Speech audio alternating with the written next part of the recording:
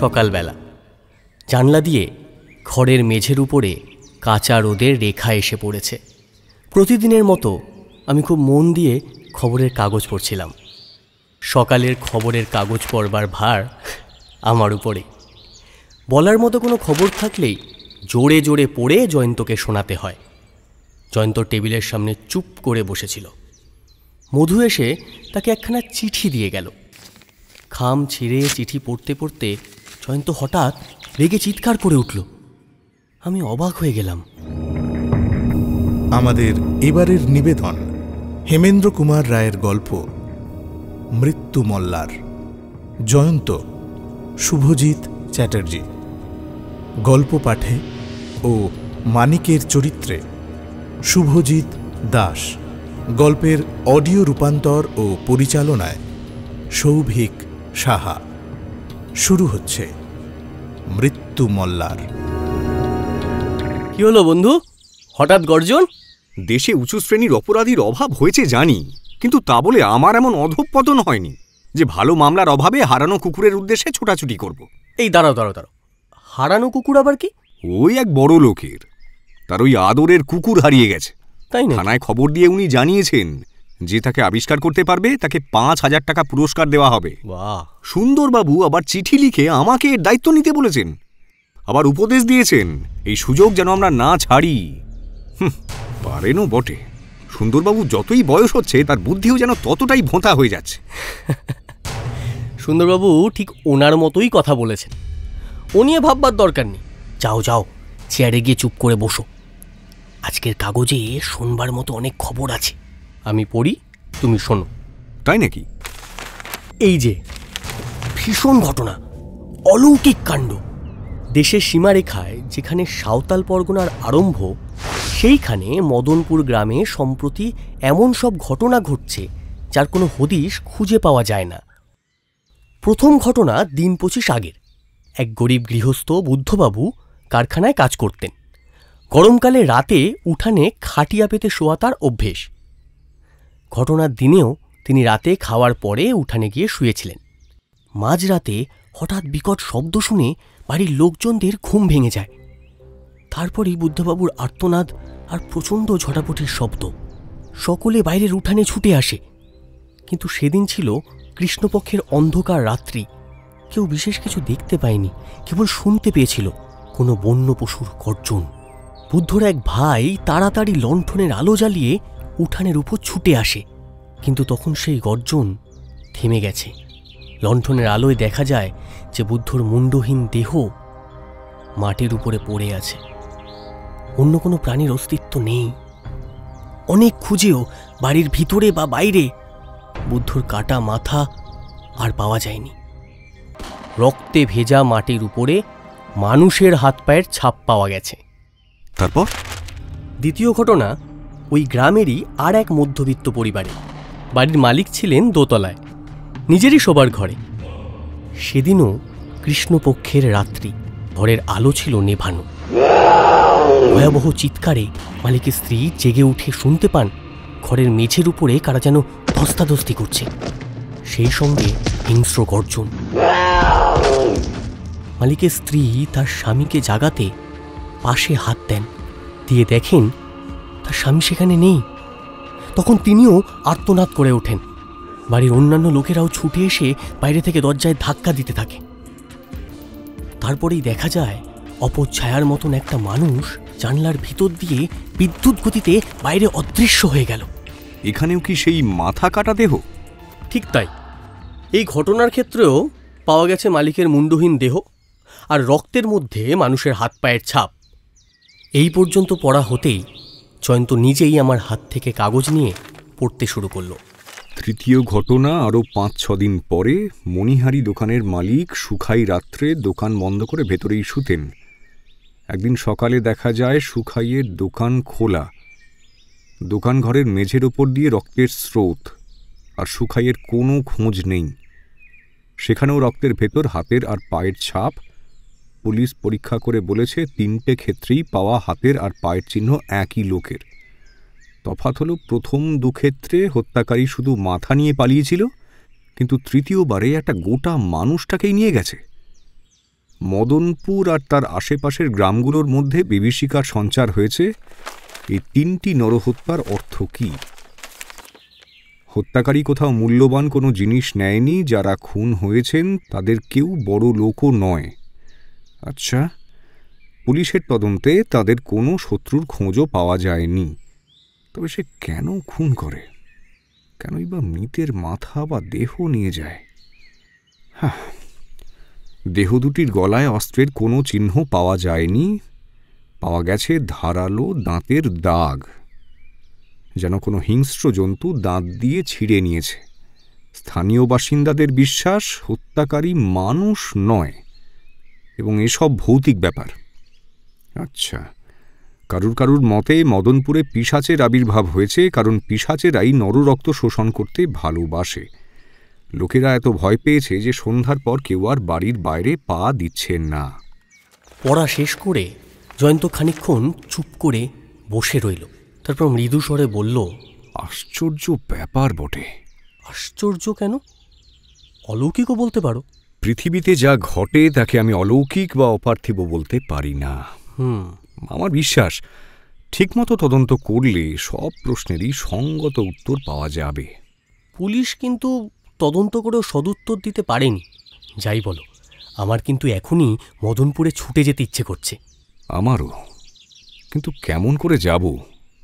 রহস্য ভেদ করবার জন্যে কেউ তো আমাদের ডাকেনি। নাই বা ডাকলো, আমরা তো অনায়াসেই মদনপুরে বেড়াতে যেতে পারি। তা পারি। তাহলে যাওয়ার চেষ্টা করব নাকি? ঠিক এই সময়ে সুন্দরবাবু এসে ঘরে ঢুকলেন। কি সুন্দরবাবু, 3 কয়েকে ছুটি নিয়ে আমাদের সঙ্গে মদনপুরে বেড়াতে যাবেন নাকি? রাখো তোমার মদনপুর। এদিকে আমার প্রাণ বেরিয়ে যাচ্ছে। ঝুনঝুনওয়ালা ক্রমাগত ফোন করে হাঁপ ছাড়তে দিচ্ছে না। ঝুনঝুনওয়ালা? হ্যাঁ। সে আবার কে?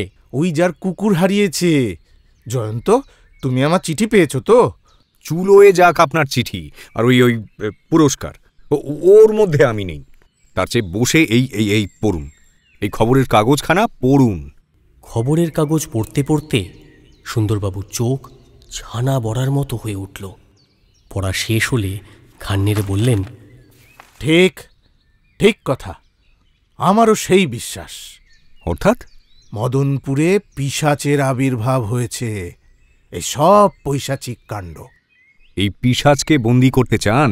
পাগল, তুমি কি বলতে চাও? জয়ন্ত, আমার এই মাথাটা আমি যেচে গিয়ে পিশাচের হাতে দান করব। আরে আমরা আছি তো, আপনার ভয় কি? ভরসাই বা কি বাবা? পিশাচ কি তোমাদেরও মাথার দিকে দৃষ্টিপাত করবে না?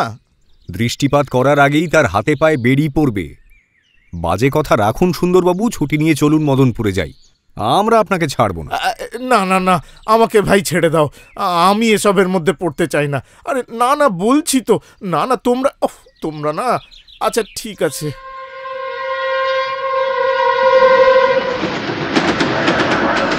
মদনপুর জায়গাটা গ্রাম না বলে ছোট শহরই বলা যায়। বাড়ির সংখ্যাও কম নয়। সবচেয়ে বড় বাড়িটা এখানকার জমিদারদের। জমিদাররা বাঙালি নন, কিন্তু সাজগোজ কথাবার্তা খাঁটি বাঙালির মতোই। বাড়ির কর্তা প্রতাপ নারায়ণ সিংহ। মদনপুরের পূর্ব দিকে এক বড় প্রান্তর। তারই পূর্ব দক্ষিণ কোণের দিকে তাকালে বিশাল জঙ্গল চোখে পড়ে। মাঝে মাঝে আকাশের দিকে মাথা তুলে দাঁড়িয়ে আছে ছোট বড় পাহাড়। প্রান্তরের উপর দিয়ে 2 তীরে সাদা বালির বিছানায় বয়ে যাচ্ছে একটি ছোট্ট নদী। এই নদীর ধারে প্রান্তরের উপরে সরকারি ডাক বাংলো। সুন্দরবাবু, জয়ন্ত আর আমি সেখানেই আশ্রয় নিলাম। খানিক বিশ্রাম করে জয়ন্ত বলল,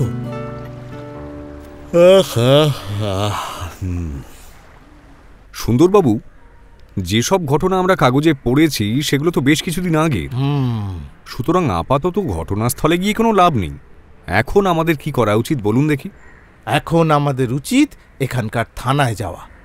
খবরের কাগজে যা ছাপা হয়নি, পুলিশের মুখ থেকেই তা জানতে পারবো। ঠিকই বলেছেন, চলুন তাহলে থানার দিকেই যাওয়া যাক। থানায় গিয়ে দেখা গেল ইন্সপেক্টর জিতেনবাবু টেবিলের সামনে বসে একখানা মস্ত বাঁধানো খাতার উপরে কি যেন লিখে চলেছেন। খাতা থেকে মুখ তুলে বললেন, কে আপনারা?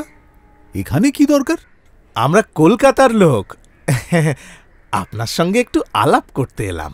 দূর মশাই, এখন আমি খুব ব্যস্ত, ও আলাপ করার সময় টময় নেই। সময় আমাদের আছে, আমাদের সঙ্গে দু চারটে কথাবার্তা বললে খুব অন্যায় হবে কি? কে বলুন তো আপনারা মশাই? আমরা পরিচয় দিলে কি চিনতে পারবেন? আমাকে সবাই সুন্দরবাবু বলে ডাকে। আমি হচ্ছি ওই কলকাতা পুলিশের একজন সামান্য ডিটেকটিভ, ইন্সপেক্টর। আর এরা হচ্ছেন শখের গোয়েন্দা। ইনি হলেন জয়ন্তবাবু আর উনি মানিকবাবু। নমস্কার। দেখতে দেখতে জিতেনবাবুর মুখের ভাব গেল বদলে। লেখা ছেড়ে তাড়াতাড়ি উঠে দাঁড়ালেন। আরে দূর মশাই, আপনাদের নাম আমি শুনেছি। হ্যাঁ, ক্ষমা করবেন, পুলিশে চাকরি করি তো, দিন রাত আজে বাজে লোক এসে জ্বালাতন করে। মাঝে মাঝে আত্মরক্ষার জন্যই রূঢ় ব্যবহার করতে হয়। বসুন বসুন, আপনারা বসুন। তিনি নিজেই তিনখানা চেয়ার এনে দিলেন।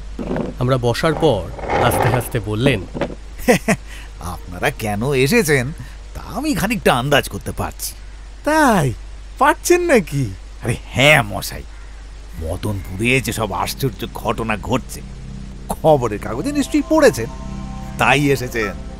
হ্যাঁ, বুঝতেই যখন পেরেছেন তখন তো আর কোনো ভূমিকার দরকার নেই। হ্যাঁ, কিন্তু আমার কৌতূহল একেবারেই বেশি নয়, বুঝলেন। আমি না এইসব পৈশাচিক কাণ্ডের ভিতরে আসবার জন্যে একেবারেই তৈরি ছিল না।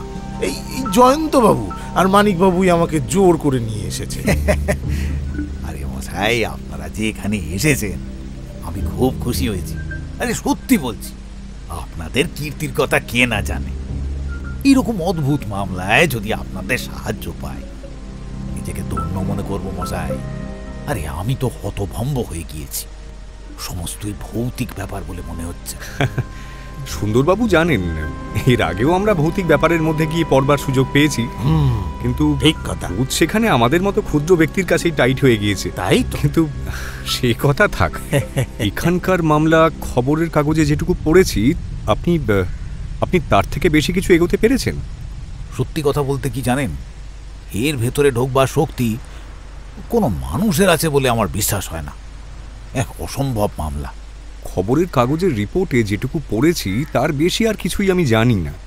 খুনি প্রথম দুক্ষেত্রে মানুষের মাথা নিয়ে পালিয়েছিল, কিন্তু তৃতীয় ক্ষেত্রে সে নিহতের সমস্ত দেহটাই সঙ্গে করে নিয়ে গেছে। এর কারণ কিছু বলতে পারেন? না, অকুল সমুদ্রে পড়ে হাবুডুবু খাচ্ছি মশাই। আমার কি মনে হয় জানেন, প্রথম দুক্ষেত্রেই আক্রান্ত দুজনের চিৎকার শুনে বাড়ির লোকেরা ছুটে এসেছিল। খুনি তাই সময়ের অভাবে গোটা দেহ নিয়ে পালাতে পারেনি, তাড়াতাড়ি কোনো রকমে মাথাটা কেটে নিয়ে অদৃশ্য হয়ে গেছিল। কিন্তু তৃতীয় ক্ষেত্রে সুখাই তার দোকান ঘরে একলা শুয়েছিল। খুনিকে কেউ বাধা দিতে আসেনি, তাই সুখাইয়ের গোটা দেহটাকে নিয়ে পালিয়ে গেছে। বুঝলো। তাই এর থেকে কি এমন প্রমাণিত হয়? কি প্রমাণিত হয় জানেন? হত্যাকারী ভূত প্রেত কিছুই নয়, সে আমাদের মতো মানুষ। তোমার যুক্তির কোনো মানে বুঝতে পারছি না ভাই। মানে খুবই সহজ। আপনারা এই ঘটনাগুলোকে ভৌতিক কাণ্ড বলে মনে করছেন, কিন্তু এর মধ্যে অলৌকিকত্ব কিছুই নেই। তাই নাকি? প্রথম ঘটনায় খুনি তাড়াতাড়ি কেবল মাথা ছিঁড়ে নিয়ে পালিয়ে গিয়েছিল কেন? কেন? আক্রান্তদের চিৎকার শুনে বাড়ির সবাই জেগে উঠেছিল বলে, অর্থাৎ মানুষের ভয়েই পালিয়েছিল। এর থেকে বুঝতে হবে যে মানুষের আক্রমণকে সে ভয় পায়, আর মানুষ যেখানে বাধা দিতে পারে সেখানে সে পালিয়ে গিয়ে নিরাপদ হতে চায়। সুতরাং এই মামলার ভেতরে পৈশাচিক বা ভৌতিক কোনো ব্যাপারই নেই। কিন্তু এরকম ভাবে দেহ চুরি করে তার কি লাভ বলুন দেখি? সেটা আমিও বুঝতে পারছি না। এ খুন করার পর দামি কিছু চুরি করেন, চুরি করতে চায় শুধু লাশটাকে। আমার সন্দেহ হচ্ছে খুনি বোধহয় পাগল। আমারও এইরকম একটা সন্দেহ হচ্ছে, আচ্ছা জিতেনবাবু, খুনির হাত পায়ের ছাপের মাপ নিয়েছেন তো? নিয়েছি বই, কিন্তু তার পায়ের চিহ্নের ভেতরে কিছু নতুনত্ব আছে। কিরকম? পায়ের গরমটা একটু অন্যরকম, বুঝলেন? মনে হয় ভালো করে হাঁটতে পারে না। এটা একটা মূল্যবান তথ্য। ঘটনাস্থলের বাইরে আর কোথাও অপরাধীর পায়ের ছাপ পেয়েছেন? না তো, তা তো পাইনি। আচ্ছা, এমন কোনো লোকের খোঁজ নিয়েছেন যে খুঁড়িয়ে হাঁটে বা যার পায়ের গড়ন একটু একটু অন্যরকম? অনেক খুঁজেছি মশাই। মদনপুরে এমন যত লোক আছে সকলকেই পরীক্ষা করে দেখেছি। অন্য গ্রামেও খোঁজ নিতে ছাড়িনি, কিন্তু হত্যাকারীর সঙ্গে কারো পায়ের ছাপ মিলছে না। ঠিক এই সময়ে এক ভদ্রলোক ঝড়ের বেগে ঘরে এসে ঢুকলেন, চোখ মুখ উদ্ভ্রান্ত। দারোগা বাবু, এক্ষুনি চলুন, সর্বনাশ হয়ে গিয়েছে। ব্যাপার কি? গত রাতে প্রতাপ নারায়ণ বাবু আর তার স্ত্রীকে কারা খুন করেছে। হ্যাঁ, কি বলছেন? জমিদার প্রতাপ নারায়ণ বাবু? হ্যাঁ স্যার। লাশ পাওয়া গেছে তো? না স্যার, খরময় রক্ত। জমিদার বাবু আর তার স্ত্রীর দেহও নেই। পাওয়া গেছে কেবল জমিদার বাবুর হাতের একটা কাটা আঙুল। ব্যাপার তো গুরুতর হয়ে উঠছে দেখছি। রায়বাহাদুর প্রতাপ নারায়ণ সিংহ যে সে লোক তো নন। অনেক দারোয়ান তার বাড়ি পাহারা দেয়। এমন জায়গায় এরকম ডাবল খুন হলো কি করে? কেবল খুন? ডাবল খুন, ডাবল লাশ চুরি। থানায় যিনি খবর দিতে এসেছিলেন জিতেনবাবু তাকে জিজ্ঞাসা করলেন, আচ্ছা, আপনি কে? আগে আমি জমিদার বাবুর ম্যানেজার সতীশচন্দ্র বসু। আপনার দেশ? আগে হুগলি। এখানে কতদিন কাজ করছেন? এই ধরুন বছর 10 হলো। আচ্ছা আচ্ছা, শুনেছি প্রতাপ নারায়ণ বাবুর নাকি ছেলে নেই। তা তার সম্পত্তির উত্তরাধিকারী কে? আগে তার একমাত্র মেয়েই তার উত্তরাধিকারী স্যার। তিনি বিবাহিতা। মেয়ে জামাই জমিদার বাড়িতেই থাকেন। জামাইয়ের নাম? জামাইয়ের নাম সূর্যশঙ্কর বাবু। বেশ, তা তিনিও কি বড় ঘরের ছেলে? হ্যাঁ, তা বলতে পারেন। বংশ গৌরব আছে, কিন্তু সূর্যবাবুর নিজের রোজগার বলে কিছুই নেই। আচ্ছা সতীশবাবু, একটা কথা বলুন তো, যে খুন হলো রাত্রে, কিন্তু থানায় খবর দিতে এত দেরি হলো কেন? মানে স্যার, খুনের কথা তো জানা গেছে এই একটু আগে, মানে সকালে। জমিদার বাবু আর গিন্নিমা একটু বেলা পর্যন্ত ঘুমোতেন। তাছাড়া বাবুর শরীরটা কাল খুব খারাপ ছিল, তাই বেলা 11টা পর্যন্ত কেউ তার খোঁজ নেয়নি। খুনের কথা প্রথম জানতে পারে কে? আগে ওই বাবুর পুরনো চাকর বিশু। তা বাড়িতে তো এত লোকজন, রাতে কেউ কোনো সন্দেহজনক শব্দ টব্দ শুনতে পায়নি? না স্যার, বাবু বাড়ির এক প্রান্তে থাকতেন, একটু নির্জনতা ভালোবাসতেন, তাই তার ঘরের কাছাকাছি কেউ থাকতো না। আর বাবুর মহলটাও বাড়ি থেকে প্রায় বিচ্ছিন্ন। কোন তলায় থাকতেন? আগে দোতলায় থাকতেন। দোতলায়? তার মানে খুনিরা নিশ্চয়ই দলে ভারী ছিল, নইলে দোতলা থেকে দুটো দেহ নিয়ে পালাতে পারত না। আচ্ছা, ঘরের ভিতর কেমন করে ঢুকেছিল, কিভাবে উপরে উঠল, কিছু আন্দাজ করতে পারেন? দোতলায় কোনো ঘরের জানালাতেই গরাদ নেই স্যার। বাগান থেকে মই বেয়ে যদি দোতলার বারান্দায় ওঠে, তাহলে সহজেই যে কোনো ঘরে ঢুকে আসতে পারে। মই? হঠাৎ মইয়ের কথা তুললেন কেন? কারণ বাবুর মহলের দিকে বাগানে একখানা রক্তমাখা মই পাওয়া গিয়েছে। রক্তমাখা? হ্যাঁ স্যার, রক্তমাখা। বাগানের মালিদের মই। মালিদের ঘরের পাশেই থাকতো। আচ্ছা, আপনি বললেন জমিদার বাবুর শোবার ঘরের মেঝেতে রক্ত ছিল। সেখানে একটা জিনিস লক্ষ্য করেছেন কি? কি বলুন তো স্যার? রক্তের ভেতরে হাত আর পায়ের ছাপ? না না স্যার, ওসব কিছু আমরা দেখতে পাইনি। চারিদিকে জমাট বাঁধা রক্ত, ঘরের দেওয়ালে রক্ত, মেঝেতে রক্ত। সেই দৃশ্য ভাবলেও আমার গায়ে কাঁটা দিচ্ছে স্যার। দামি কিছু চুরি গেছে কি? বিশেষ কিছু নয়। বিশেষ কিছু নয় মানে? মানে জমিদার বাবুর ঘরে দামি জিনিস কিছু ছিল, নগদ টাকা কড়িও ছিল। খুনি ইচ্ছে করলে সহজেই সেসব নিয়ে যেতে পারত, কিন্তু সেসব কিছুই নেয়নি। আচ্ছা, তবে স্যার, গিন্নিমার দেহের সঙ্গে সঙ্গে তার গায়ের গয়নাগুলোও গেছে, কিন্তু তার উপরে খুনির লোভ থাকবার কথা নয়। কেন বলুন তো? গিন্নিমা ছিলেন সাদাসিধে মানুষ, দামি গয়না পরতে ভালোবাসতেন না। সধবা বলে বাধ্য হয়ে 8 পরে 2-4খানা পরতেন। তার দাম বোধহয় ওই 300-400 টাকার বেশি নয়। খুনি নিশ্চয়ই তার লোভে এমন ডবল খুন করতে আসেনি। বেশ, আপনাকে কিন্তু বেশ বুদ্ধিমান বলে মনে হচ্ছে। ঠিকই বলেছেন, টাকার লোভে এই খুন হয়নি। এখানে এর আগে যে 3টে খুন হয়েছে সেখানেও খুনের লোভের কোনো পরিচয় পাওয়া যায়নি। অদ্ভুত যে এই হত্যাকারী চায় কেবল মানুষের দেহ। ঠিক আছে, আপাতত আমার আর জিজ্ঞেস করার কিছু নেই। চলুন ঘটনাস্থলের দিকে যাওয়া যাক। হ্যাঁ চলুন স্যার। আপনারাও আসবেন নাকি সুন্দরবাবু? আদেশ পেলেই যেতে পারি। আরে আদেশ কি বলছেন স্যার, অনুরোধ। আপনি কলকাতা পুলিশের ডিটেকটিভ, আর জয়ন্তবাবুদের কথা কে না জানে। আপনাদের সাহায্য পাওয়া কি কম কথা? একটা কথা জানেন তো, এবারেও যদি হারি, উপরওয়ালারা আর হুমকি দিতে পারবে না, আপনারা সঙ্গে থাকলে। পুলিশের থানা থেকে জমিদার বাড়ি বেশি দূরে নয়। 10 মিনিটের মধ্যেই সকলে গিয়ে হাজির হলাম। বিরাট রাজপ্রাসাদের মতো বাড়ি, চারিধারে ঘিরে মস্ত বাগান। সেখানে ফুলের গাছ তো আছেই, বড় গাছেরও অভাব নেই। কোনো কোনো জায়গায় রীতিমতো জঙ্গল আর ঝোপঝাড়। জয়ন্ত সেদিকে তাকিয়ে বলল, প্রতাপ নারায়ণবাবু তার বাগানের সবটাকে আয়ত্তের মধ্যে আনতে পারেননি দেখছি। ফটকে বন্দুক ঘাড়ে করে দারোয়ান, আর চারধারে মাত্র হাত 10 উঁচু পাঁচিল। সন্ধ্যের অন্ধকারে দারোয়ানদের চোখে ধুলো দিয়ে যে কোনো মূর্তিমান ওই পাঁচিল ডিঙিয়ে ঝোপের ভেতর গা ঢাকা দিয়ে থাকতে পারে। এই জায়গায় অনেক দারোয়ান থাকলেও কেউ নিরাপদ হতে পারবে না।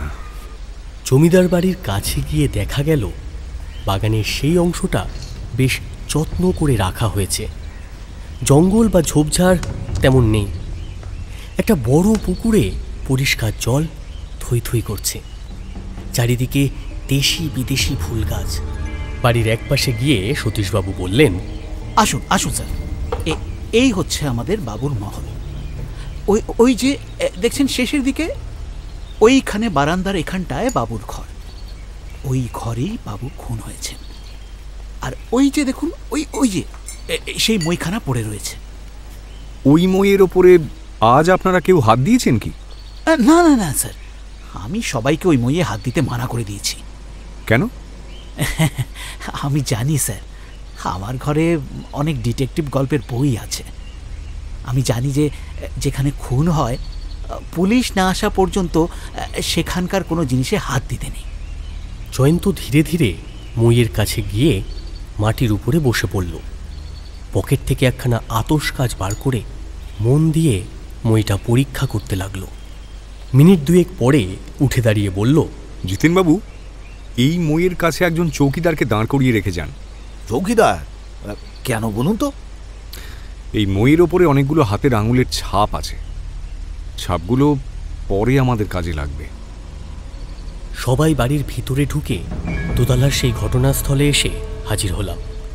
সতীশবাবু যা বলেছেন মিথ্যে নয়।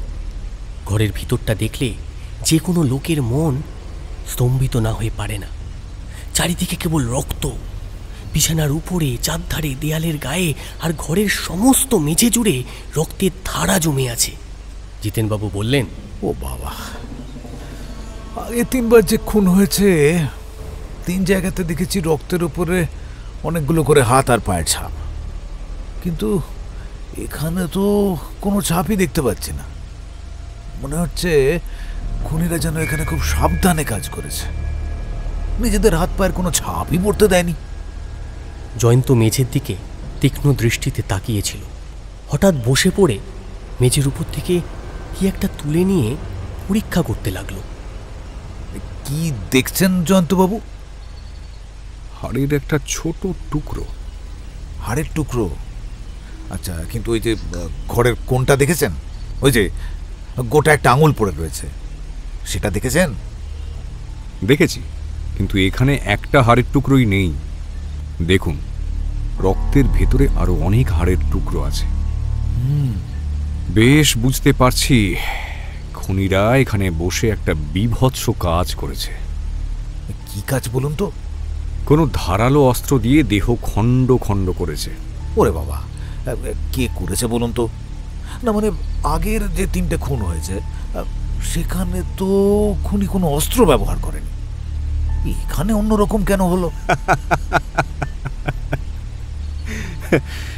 সে প্রশ্নের উত্তর পরে পাবেন। আপাতত এই ঘরে আর আমাদের কিছু দেখবার নেই। এবার শোনবার পালা। বাড়ির লোকজনরা কালকে রাতের কথা কি বলেন শোনা যাক। একে একে ডাকুন সবাইকে। ঠিক সেই সময় একজন চৌকিদার এসে জিতেনবাবুকে সেলাম ঠুকল। সালাম হুজুর। এ কি, তুমি এখানে কেন? তোমাকে না আমি মইয়ের সামনে পাহারা দিতে বলে এলুম? হ্যাঁ হুজুর, কিন্তু একজন লোক আমাকে গিয়ে বলল কি আপনি আমাকে এইখানে ডেকেছেন। আমি ডেকেছি? কে বললো তোমাকে? তাকে তো আমি চিনি না হুজুর। উফ, কি মুশকিল! আমি তোমাকে ডাকিনি।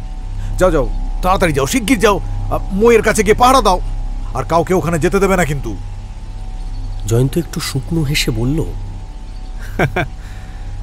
আর পাহারা দেওয়ার দরকার নেই জিতেনবাবু। সেই মই আর খুঁজে পাওয়া যাবে না। সে কি, কেন? আমি ভুল করেছি। মইয়ের ওপরে যে হাতের আঙুলের ছাপ ছিল সে কথা প্রকাশ্যে বলা আমার উচিত হয়নি। সকলে তাড়াতাড়ি দোতলা থেকে নেমে এলাম। তারপর মইটা যেখানে ছিল সেখানে এসে হাজির হলাম। দেখা গেল চৌকিদার হতভম্বের মতো দাঁড়িয়ে আছে, কিন্তু মইটা নেই। জিতেনবাবু খানিকক্ষণ স্তম্ভিত হয়ে দাঁড়িয়ে রইলেন। তারপর থেমে থেমে বললেন, কি আশ্চর্য, মই সরালোকে? হত্যাকারী কিংবা হত্যাকারীরা। তার মানে আমরা আসবার পরেও হত্যাকারী এখানে হাজির ছিল? শুধু হাজিরই ছিল না, সে আমাদের কথাবার্তা সব শুনেছে, আমাদের কার্যকলাপ লক্ষ্য করেছে, তারপর অবস্থা বুঝে ব্যবস্থা করেছে। সর্বনাশ! তাহলে খুনি এখনো এখানে আছে? নাও থাকতে পারে। কাজ হয়ে যাওয়ার পর বুদ্ধিমানেরা বিপজ্জনক জায়গায় থাকে না। না মশাই, আমার তো অন্যরকম বিশ্বাস। আচ্ছা, প্রতাপবাবুর জামাই কোথায়? সূর্যবাবু? এমন সময় জমিদার বাড়ির একটি লোক বলল, উনি তো বাড়ির ভিতরেই আছেন। ওনাকে এক্ষুনি ডেকে নিয়ে এসো।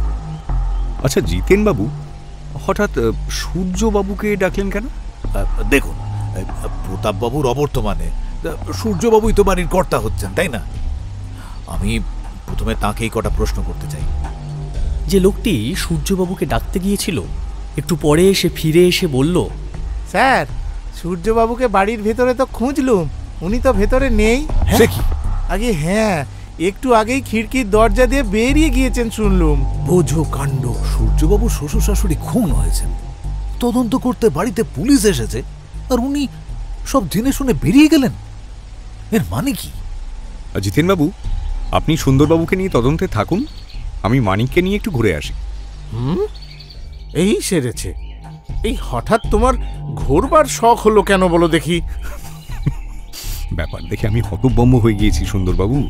খানিকটা শীতল বায়ু সেবন না করলে মাথা ঠান্ডা হবে না। অগত্যা। আচ্ছা, অন্য তদন্তের আগে আমার সূর্যবাবুকে চাই।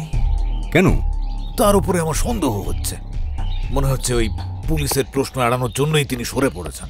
কিন্তু তিনি পুলিশের প্রশ্ন এড়াতে চাইবেন কেন? কে বলতে পারে মশাই? এই খুনের সঙ্গে তিনি কোনো না কোনোভাবে জড়িত নন। আপনার সন্দেহ সত্যি হতেও পারে, নাও হতে পারে। যাকে আপাতত এসব নিয়ে আমার মাথা ঘামাবার ক্ষমতা নেই। এসো মানিক। জয়ন্ত মাথা নিচু করে কি যেন ভাবতে ভাবতে এগোল। আমিও চললাম পিছন পিছন। যেতে যেতে একটা কথা না বলে পারলাম না। এই জয়ন্ত, তুমি হঠাৎ মিথ্যে কথা বললে কেন? কি মিথ্যে কথা? এই যে বললে এখানকার ব্যাপার দেখে তুমি হতভম্ব হয়ে গিয়েছো। এত সহজে তুমি হতভম্ব হবে এ কথা আমি বিশ্বাস করতে পারছি না। ঠিক ধরেছ। তাই তো কথায় বলে, শালুক চিনেছে গোপাল ঠাকুর। তোমাকে আমি চিনব না তো চিনবে কে? তা ঠিক। দেখো মানিক, মইয়ের ওপরে রক্তমাখা আঙুলের ছাপ আছে, সবার সামনে এটা বলে ফেলেছিলাম বলেই মইখানা অদৃশ্য হয়েছে। আবার মনের কথা বলে দ্বিতীয়বার বিপদে পড়তে চাই না। বিপদ? কি বিপদ? খুনির চর এখনো এখানে আছে। তাতে কি? আসলে মই কোন দিকে গিয়েছে সেটা আমি জানতে পেরেছি। কি করে? মাটির দিকে দেখো। তাই তো, মাটিতে তো দেখছি পাশাপাশি দুটো সরল রেখার দাগ। হ্যাঁ, খুনিদের কেউ মইটাকে মাটির ওপর দিয়ে টেনে নিয়ে গেছে। মই তো উঁচু করেও তুলে নিয়ে যেতে পারত। মাটির উপর দিয়ে টেনে নিয়ে যাবার কারণ?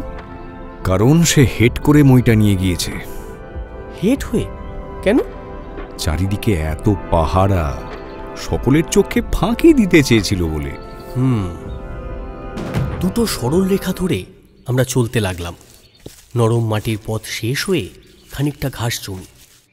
এখানে আর দাগ নেই, কিন্তু জয়ন্তর তীক্ষ্ণ দৃষ্টি সেখানেও মই টেনে নিয়ে যাবার চিহ্ন আবিষ্কার করল। জমির অনেক ঘাস ছিন্ন ভিন্ন, তার থেকে বোঝা যায় মই টেনে নিয়ে যাওয়া হয়েছে এইখান দিয়ে। ঘাস জমির পর আবার কাঁচা মাটি, সেখানে আবার মইয়ের দাগ। খুনিরা খুব চালাক মানিক। ঘটনাস্থলে একখানা হাত বা পায়ের চিহ্নও রেখে যায়নি। আমরা যদি চটপট এদিকে না আসতাম তাহলে মাটির ওপরের এই মইয়ের চিহ্নটাও নিশ্চয়ই আর থাকতো না। আচ্ছা, তুমি বলতে চাও খুনিরা মই টেনে নিয়ে যাওয়ার চিহ্নও মুছে দিত? একদম। আমরা বাগানের প্রান্তে এসে হাজির হলাম। প্রাচীরের গায়ে একটা ছোট্ট দরজা। দরজার খিল খোলা। মই নিশ্চয়ই এই দরজা দিয়েই বাইরে গিয়েছে। দরজার পাল্লা খুলে আমরা বাগানের বাইরে গিয়ে দাঁড়ালাম। সেখানে খানিকটা খোলা জমির পর একটা বিস্তীর্ণ জলাভূমি, ওপারে ঘন সবুজ বন। এখানে দেখেছো, মাটির ওপরে আর মইয়ের কোনো চিহ্ন নেই। খুনিরা নিজেদের নিরাপদ ভেবে এখানে সোজা হয়ে দাঁড়িয়ে মইটাকে কাঁধের ওপরে নিয়েছিল। এগিয়ে চলো মানিক, এগিয়ে চলো। জলাভূমির প্রান্তের মাটি স্যাঁতস্যাঁতে হবে। দেখা যাক তার উপরে কোনো পায়ের চিহ্ন পাওয়া যায় কিনা। জয়ন্ত, একটা কথা আমার মনে হচ্ছে। কি কথা? সূর্যবাবু, এই সূর্যবাবু হত্যাকাণ্ডের সঙ্গে সত্যিই জড়িত কিনা। কেন? দেখো, জমিদার বাবু আর তার স্ত্রীর মৃত্যুর পর তিনিই তো সমস্ত সম্পত্তির মালিক হবে। বেশ, তারপর? বাড়িতে পুলিশ আসছে শুনে নিশ্চয়ই তিনি সরে পড়েছেন। পাপী মন হলে যা হয়। একেবারে নিশ্চয়ই বলে ফেললে। কেন বলবো না? দেখো, সূর্যবাবু জানতেন প্রতাপ নারায়ণের একমাত্র উত্তরাধিকারী হবেন তিনি। আমিও তো তাই বলছি। স্বাভাবিকভাবেই যে সম্পত্তি তার হাতে আসবে তার জন্য তিনি এমন একটা বিভৎস নাটকে ভিলেন হতে যাবেন কেন? তবে পুলিশ দেখে পালালেন কেন? এত সহজে মানুষের বিচার করো না মানিক। তবে হয়তো তোমার সন্দেহ মিথ্যে নাও হতে পারে। তা অবশ্য ঠিক। সূর্যবাবু হয়তো পুলিশ দেখেই পালিয়ে নিজের চূড়ান্ত দৃষ্টান্ত দিয়েছেন। আবার এও তো হতে পারে সূর্যবাবুকে পাওয়া যাচ্ছে না, বা অন্য কোনো কারণে। এমন কি কারণ থাকতে পারে? জানি না, আপাতত ওসব নিয়ে আলোচনার দরকার নেই। এই যে জলাভূমির কাছে এসে পড়েছি। দেখো মানিক, যা ভেবেছি তাই। স্যাঁতস্যাঁতে মাটির ওপরে মানুষের পায়ের ছাপ। জয়ন্ত তক্ষুনি সেখানে বসে পড়ল। তারপর হামাগুড়ি দিয়ে এদিক ওদিক গিয়ে সেখানকার ভিজে মাটি খানিকক্ষণ পরীক্ষা করে বলল, এখানে দেখলে 4 জন মানুষের পায়ের দাগ। দেখি আর একটু এগিয়ে। মানিক, মানিক, এই দেখো, এই দেখো। এটা কি ব্যাপার? এ তো রক্ত। চারিদিকে রক্তের ঢেউ বইছে। হ্যাঁ, একেবারে টাটকা রক্ত। হুম, মাটি এখনো রক্ত শুষে নেয়নি। আর ওই দেখো, একটা ভারী জিনিসকে টেনে নিয়ে যাওয়ার দাগ। ওই দেখো, ওই চিহ্নটাও রক্তাক্ত। ও, নিশ্চয়ই একটু আগে এখানে কোনো খুন হয়েছে। তারপর খুনি দেহটা জলের দিকে টেনে নিয়ে গেছে। জয়ন্ত সেই রক্তাক্ত চিহ্ন অনুসরণ করে একেবারে জলাভূমির ধারে গিয়ে দাঁড়ালো। তারপর হঠাৎ মালকোচা মেরে কাপড় পরে জলের ভিতরে গিয়ে পড়ল, প্রায় 1 কোমর জল। খানিকক্ষণ হেঁট হয়ে জলের তলায় হাত চালাতে চালাতে বলে উঠল, পেয়েছি। কি কি পেয়েছো? জলের ভিতর থেকে জয়ন্ত একটা লাশ টেনে তুলল, যুবকের মৃতদেহ। এ কি? মানিক, মানিক দৌড়ে যাও আর শিগগিরই জিতেন বাবুর সঙ্গে আর সকলকে ডেকে আনো। আমি আমি এখানেই অপেক্ষা করছি। আচ্ছা আচ্ছা, ঠিক আছে, যাচ্ছি আমি। আমি গিয়ে ইন্সপেক্টর জিতেনবাবু, সুন্দরবাবু আর মৃত জমিদারের ম্যানেজার সতীশবাবুকে সঙ্গে নিয়ে ফিরে এলাম। জলা থেকে তুলে আনা দেহটা মাটির উপরে শুয়ে রেখে গম্ভীর ও চিন্তিত মুখে দাঁড়িয়েছিল জয়ন্ত। সতীশবাবু চিৎকার করে উঠলেন, কি সর্বনাশ! এ তো জামাই বাবু, প্রতাপ নারায়ণ বাবুর জামাই সূর্য শঙ্কর বাবু। হে ভগবান! আমারও সেই সন্দেহই হচ্ছিল। কিন্তু খুন করলো কে? যারা জমিদার বাবু আর তার স্ত্রীকে খুন করেছে, যারা সকালে মইখানা সরিয়েছে, তারাই। কিন্তু কে? কারা তারা? কেমন করে বলবো? আপনি যে তিমিরে, আমিও সেই তিমিরে। তবে মনে হচ্ছে আর বেশি দিন অন্ধকারে বাস করতে হবে না। তাই নাকি? তাহলে আপনি কোনো হদিশ পেয়েছেন নিশ্চয়ই? না জিতেন বাবু, বিশেষ কিছু নয়। সতীশবাবু, হ্যাঁ স্যার। আপনাকে 2-4টে কথা জিজ্ঞেস করতে চাই। হ্যাঁ বলুন, কি আর জিজ্ঞাসা করবেন? যা সর্বনাশ হওয়ার তা তো হয়েই গেছে। আচ্ছা, সূর্য শঙ্করের কোনো আত্মীয় আছেন? হ্যাঁ, তা আছেন। তার সৎ ভাই চন্দ্রশঙ্কর। তিনি ছাড়া সূর্যবাবুর আর কোনো আত্মীয় বেঁচে নেই, অন্তত আমার তো জানা নেই। তিনি কোথায় থাকেন? উনি তো থাকেন কলকাতায়। তাকে এই বিপদের খবর দিতে হবে তো? হ্যাঁ নিশ্চয়ই। তাহলে তাকে আসার জন্য আজকেই তার করে দিন। তাকেও কি আপনার দরকার? আছে বই কি। সূর্য শঙ্করের পরিচিত লোকেদের কথা আপনাদের চেয়ে তিনিই ভালো বলতে পারবেন। আর আমার ধারণা এই খুনের সঙ্গে সূর্যবাবুরই কোনো পরিচিত লোক জড়িত। কিন্তু আপনার এমন ধারণার কারণ? আপাতত ওটা বোঝার চেষ্টা করবেন না জিতেনবাবু। চন্দ্রবাবুর কাছ থেকে সূর্যবাবুর বন্ধুদের তালিকা না পাওয়া পর্যন্ত একটু অপেক্ষা করুন। সেই তালিকা দেখেই আমার কর্তব্য ঠিক করব। আচ্ছা সতীশবাবু, সূর্যবাবু তো মারা গেছেন, তাহলে এখন প্রতাপ নারায়ণের সম্পত্তির উত্তরাধিকারী কে? ওই যে তার একমাত্র সন্তান, তার মেয়ে করুণা দেবী, মানে সূর্যবাবুর স্ত্রী করুণা দেবী। সূর্যবাবুদের কোনো সন্তান নেই? না স্যার। জয়ন্ত কোনো কথা বলল না, চুপ করে ভাবতে লাগল। সুন্দরবাবু বললেন, কিছুই বোঝা যাচ্ছে না, কিচ্ছু বোঝা যাচ্ছে না। মদনপুরে হত্যার পর হত্যা হচ্ছে, হত্যাকারী কোথাও দাঁত দিয়ে কামড়ে মাথা ছিঁড়ে নিয়ে যাচ্ছে, কোথাও গোটা লাশটাকেই নিয়ে যাচ্ছে, কোথাও আবার ঘটনাস্থলে বসেই লাশ কেটে টুকরো টুকরো করে নিয়ে যাচ্ছে, কোথাও বা লাশ ফেলে দিচ্ছে জলের ভিতরে, কোথাও রক্তের ভিতরে হাত পায়ের ছাপ পাওয়া যায়, কোথাও আবার যায় না। উফ, আর ভাবতে পারছি না। আপনার দৃষ্টির তীক্ষ্ণতা দেখে খুশি হলাম সুন্দরবাবু। আমিও এখানকার হত্যাকাণ্ডগুলোর ভেতরে এগুলো লক্ষ্য করেছি, আর বলতে পারেন একটা বড় সত্যিও আবিষ্কার করেছি। বড় সত্য? ছোট নয়, মেজো নয়, একেবারে বড় সত্য।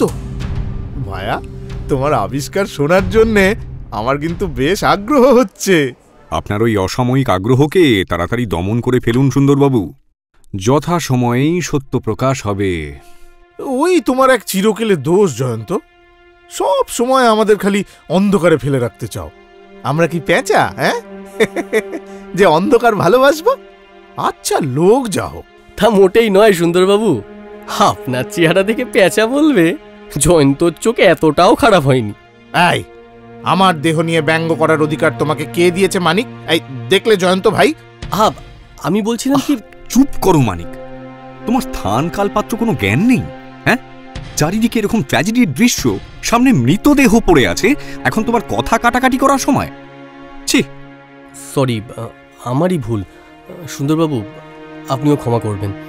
আরে যাও হে যাও, কে তোমাকে ক্ষমা করতে চায়? তুমি কি ক্রিমিনাল? আমি কি জানি না যে তুমি আমাকে ভালোবাসো? তবে মাঝে মাঝে একটু মজা করতে চাও, আর তাতে মজদে রাজি না হয়ে আমার মেজাজটা বিগড়ে যায়, এই যা মুশকিল। এমন সময় জিতেনবাবু যেন আপন মনেই বিড়বিড় করে বললেন, ঘরে আবার একটা নতুন খুনের মামলা চাপলো। 6টা খুন, কি যে করব বুঝেই উঠতে পারছি না। শুনুন জিতেনবাবু, এখন আপনার প্রথম কর্ম হচ্ছে ওই জলাভূমির স্যাঁতস্যাঁতে মাটির উপরে যে পায়ের ছাপগুলো আছে তার ছাঁচ তুলে নেওয়া। লক্ষ্য করলে দেখবেন ওগুলো যাদের পায়ের চিহ্ন তাদের কারুরই পা বেঁকা নয়। আরে ছাঁচ আর কত তুলবো মশাই, খুনের টিকি দেখবার জো নেই, খালি ছাঁচ আর ছাঁচ। ছাঁচ নিয়ে তো পাগল হয়ে গেল। ব্যস্ত হবেন না জিতেনবাবু, ব্যস্ত হবেন না। আপনার মুখে মামলার সব কথা শুনে আর এখানকার পায়ের দাগগুলো দেখে আমি একটা সিদ্ধান্তে এসে পৌঁছেছি। যাকে যাক, সেসব নিয়ে না হয় পরে কথা হবে। আপাতত আর একটা কথা আছে। বলুন।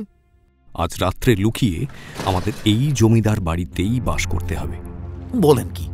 কেন? প্রশ্ন করবেন না, উত্তর দেওয়ার সময় এখনো আসেনি।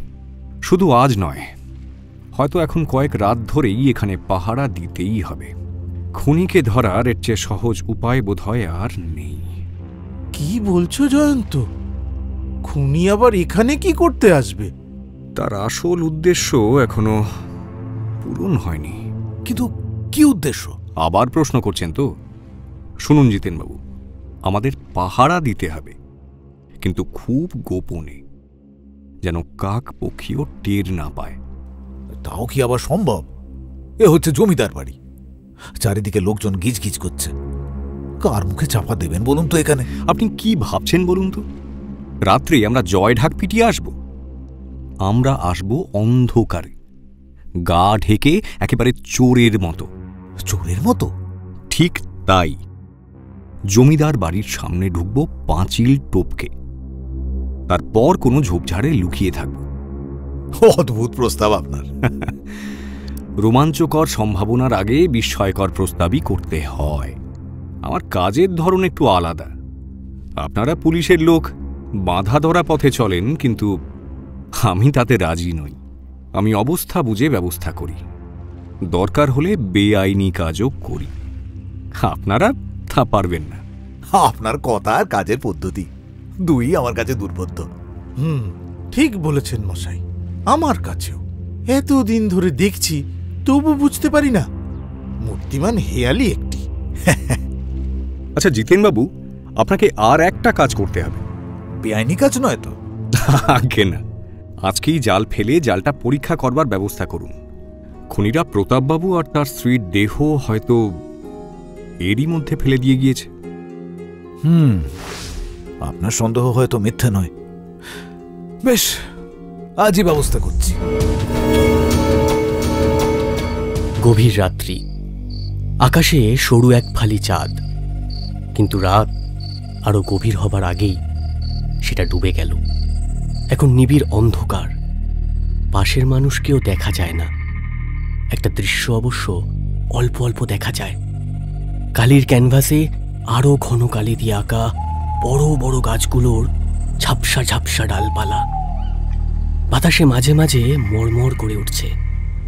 ঘুমিয়ে পড়েছে গোটা পৃথিবী। মাঝে মাঝে পেঁচার ডাক আর শেয়ালের চিৎকার। শেষে আমি বলে উঠলাম, মশাগুলো কি ঘুমোতেও জানে না? রক্ত চুষে অ্যানিমিয়া করে দিল রে বাবা। রক্ত খেতে আসে, আবার গান গাইতে গাইতে।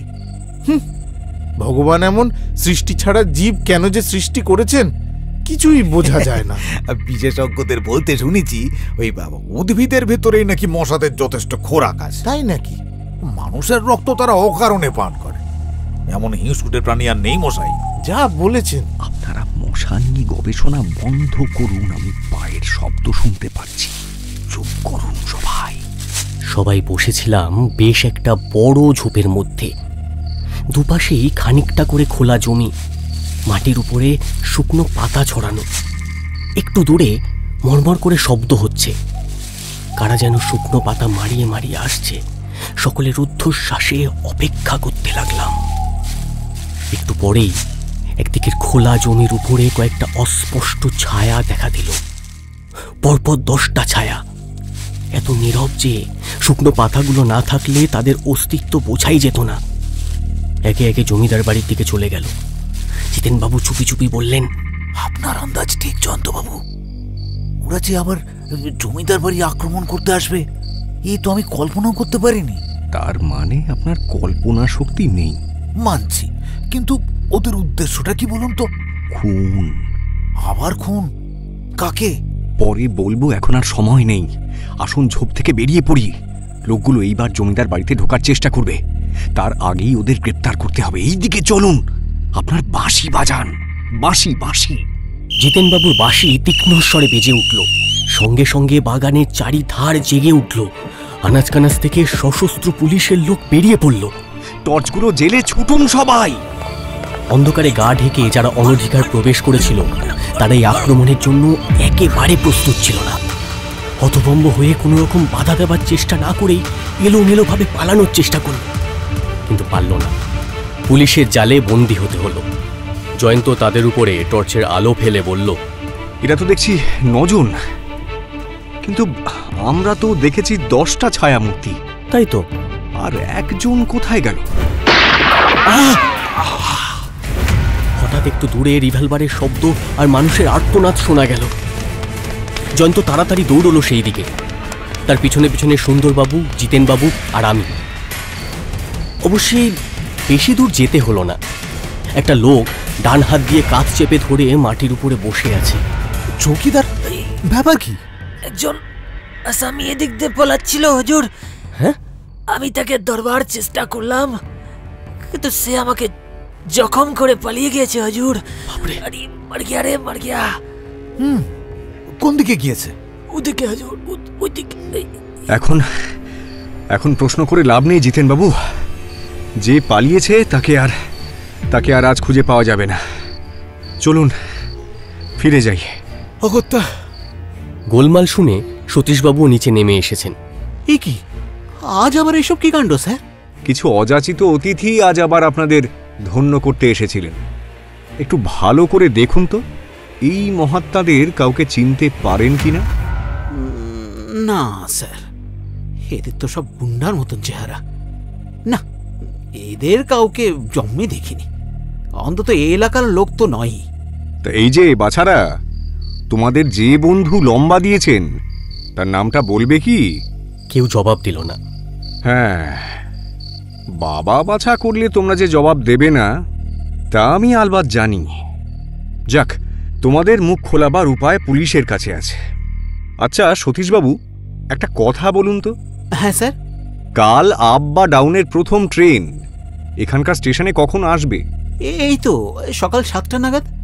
বেশ, এখন তাহলে রাত 3:30। ভোর হতে খুব বেশি দেরি নেই। সতীশবাবু, গাড়ি রেডি রাখুন। সকাল 6:30টার ভেতরে আপনাকে আমার সঙ্গে স্টেশনে যেতে হবে। আমাকেও যেতে হবে স্যার? কেন বলুন তো? ওমা, আরে আপনি আসল অপরাধীকে শনাক্ত করবেন। সকালের মদনপুর স্টেশন। 7টার গাড়ি এখনো আসেনি। একটা মোটর গাড়ি স্টেশনের সামনে এসে থামতে গাড়ি থেকে আগে নামলো জয়ন্ত, আর তারপরে আমি, সতীশবাবু আর জিতেনবাবুও। সুন্দরবাবু আসতে রাজি হননি। কাল রাতে জেগে তার শরীর খুব কাবু। বিছানায় যাওয়ার আগে নোটিশ দিয়ে রেখেছেন, আজ বেলা 2টোর আগে কেউ যেন তার নাকের গর্জন বন্ধের চেষ্টা না করে। স্টেশনে ঢুকে জয়ন্ত একবার চারিদিক দেখে নিয়ে বলল, তা দেখুন তো সতীশবাবু, এখানে আপনার পরিচিত কোনো লোককে দেখতে পান কিনা? হ্যাঁ, জনাদয়েক চেনা লোককে তো দেখতে পাচ্ছি। তাই নাকি? কে কে? ওই যে স্যার, ওই বৃদ্ধ ভদ্রলোক, ওই যে পায়চারি করছেন। ও আচ্ছা। ওনার নাম হচ্ছে সুরেন বাবু, উনি ডাক্তার। আর একজন? ওই যে অছিমূর্তি, আমাদের প্রজা। ওই যে পোঁটলার পাশে উবু হয়ে বসে আছে, দেখতে পাচ্ছেন? জয়ন্ত কিন্তু অছিমুদ্দিকে দেখবার কোনো আগ্রহই দেখালো না। সতীশবাবুর হাত ধরে ওয়েটিং রুমের সামনে গিয়ে দাঁড়ালো। ইজি চেয়ারে বসে এক ভদ্রলোক কি একখানা বই পড়ছিলেন। একে চেনেন সতীশবাবু? না তো, এই প্রথম দেখলাম। ভালো করে দেখুন তো, অল্প বয়সী যুবক, মুখে এক রাশ দাড়ি, অথচ আজকালকার ছেলেরা তো এইরকম দাড়ি বয়কট করতে চায়। দাড়িটা কিন্তু দেখার মতো। কেন স্যার? অস্বাভাবিক। ওর সাজ পোশাক দেখুন, শৌখিন দামি জামা কাপড়, জুতোটাও বেশ দামি, কিন্তু জামার একটা হাতা ছিঁড়ে গিয়েছে। কাপড় আর জুতো কাদা ভর্তি। এর কারণ কি হতে পারে? কারণ স্যার আমি কি বলবো, সেটা উনি নিজেই বলতে পারবেন। আমাদের ওসব নিয়ে মাথা ঘামানোর কি দরকার। এই সময় ভদ্রলোক হঠাৎ বই থেকে মুখ তুলে তাকিয়ে দেখলেন, তারপর এমনভাবে বইখানা উপরে তুলে ধরলেন যে তার মুখখানা সম্পূর্ণ ঢাকা পড়ে গেল। ভদ্রলোক চান না যে আমরা ওর মুখ দর্শন করি, আর একটু কাছে গিয়ে দেখা দরকার। জয়ন্ত আস্তে আস্তে ওয়েটিং রুমের ভিতরে গিয়ে দাঁড়ালো। আপনার হাতে ঘড়ি আছে দেখছি, 7টা বাজতে আর কত দেরি? 15 মিনিট। ও, তাহলে গাড়ি আসতে এখনো দেরি আছে। তবে এইখানেই বসে একটু বিশ্রাম করা যাক। তারপর একখানা চেয়ার টেনে নিয়ে বসে পড়ে জয়ন্ত বলল, তা যাওয়া হচ্ছে কোথায়? নরকে। রাগ করলেন না ঠাট্টা? নরকে যেতে গেলে ছদ্মবেশ নিতে হয় বুঝি? মানে আপনার মুখে ওই পরচুলের দাড়ি কেন? অদ্ভুত, আপনি তো খুব অসভ্য লোক দেখছি। ভদ্রলোক উঠে দাঁড়ালেন। সঙ্গে সঙ্গে জয়ন্ত ভদ্রলোকের দাড়ি ধরে মারল এক টান। তখনই খসে পড়ল সেটা। এ কি চন্দ্রশঙ্কর বাবু? আরে আরে আরে, কি মুশকিল! চন্দ্রশঙ্কর তাড়াতাড়ি পালানোর চেষ্টা করতে জয়ন্ত এক লাফ মেরে তার উপরে গিয়ে পড়ল আর নিজের শক্ত হাত দিয়ে তাকে জড়িয়ে ধরে বলল, মানিক, খুঁজে দেখো, এর এর কাছে বোধহয় রিভলভার আছে। দেখি দেখি বাছাধন, এই তো, এই যে। চন্দ্রশঙ্করের জামার তলায় সত্যি একটা রিভলভার পাওয়া গেল। ইন্সপেক্টর বাবু, চন্দ্রশঙ্কর বাবুকে আপনার কাছে জমা করলাম। মানে কি অপরাধে? প্রতাপ নারায়ণ বাবু, তার স্ত্রী আর আপনার ভাই সূর্য শঙ্করকে খুন করার অপরাধে। আপনারা কি বিনা প্রমাণেই গ্রেপ্তার করতে চান? পাগল নাকি আপনারা? হ্যাঁ, পাগল। প্রমাণের জন্য তোমায় ভাবতে হবে না চন্দ্রশঙ্কর, তোমার দলবল ধরা পড়েছে। প্রাণ বাঁচানোর জন্য তাদের কেউ না কেউ রাজসাক্ষী হবে নিশ্চয়ই। আর জলার নরম মাটিতে অনেকগুলো পায়ের ছাপও পাওয়া গিয়েছে। খুব সম্ভবত তার ভেতরে তোমার পদচিহ্ন খুঁজে পাওয়া যাবে। আচ্ছা, তারপর প্রশ্ন হচ্ছে, তোমার থাকবার কথা কলকাতায়, হ্যাঁ, কিন্তু এই খুনোখুনির সময় তুমি এখানে কেন? তোমার মুখে পরচুলের দাড়ি কেন? রিভলভারই বা কেন? আর ওই রিভলভারই প্রমাণ করে দেবে কাল রাত্রে তুমি দলবল নিয়ে জমিদার বাড়ি আক্রমণ করতে গিয়েছিলে। বোঝা গেল? কিরকম? পালাবার সময় তুমি একজন চৌকিদারকে গুলি ছুঁড়ে জখম করেছ। কোন রিভলভার থেকে গুলি বেরিয়েছে সেটা প্রমাণ করা খুব কঠিন নয়। সতীশবাবু এতক্ষণ স্তম্ভিত হয়ে দাঁড়িয়েছিলেন। এবারে কতকটা সামলে নিয়ে বললেন, মানুষ চেনা সত্যিই কঠিন। আপনাকে নিরীহ গোবেচারা মানুষ বলেই জানতুম, কিন্তু কি লোভে আপনি এমন মহাপাপ করলেন বলুন তো চন্দ্রশঙ্কর বাবু? সেটা আমি বলছি। প্রতাপ নারায়ণের সম্পত্তির লোভে উনি খুন করেছেন, কিন্তু করুণা দেবী থাকতে সে সম্পত্তির ওপরে তো আর কারুর অধিকার নেই। আমরা কাল ঘটনাস্থলে উপস্থিত না হলে করুণা দেবীও আজ ইহলোকে থাকতেন না। কি বলছেন? ইয়েস, চন্দ্রশঙ্কর রাতে জমিদার বাড়িতে গিয়েছিল করুণা দেবীকে ইহলোক থেকে সরিয়ে দিতে। মিথ্যে কথা, সব মিথ্যে কথা। সত্যি মিথ্যে নিয়ে এখন আর মাথা ঘামাতে হবে না। চলুন জিতেন বাবু, আসামিকে নিয়ে থানার দিকে যাই। সে তো যাচ্ছি, কিন্তু জয়ন্তবাবু, আপনি আমাদের তাক লাগিয়ে দিয়েছেন মশাই। কিন্তু একটা কথা বলি, মানে কিভাবে কি হলো, অনেক কিছুই তো পরিষ্কার হলো না।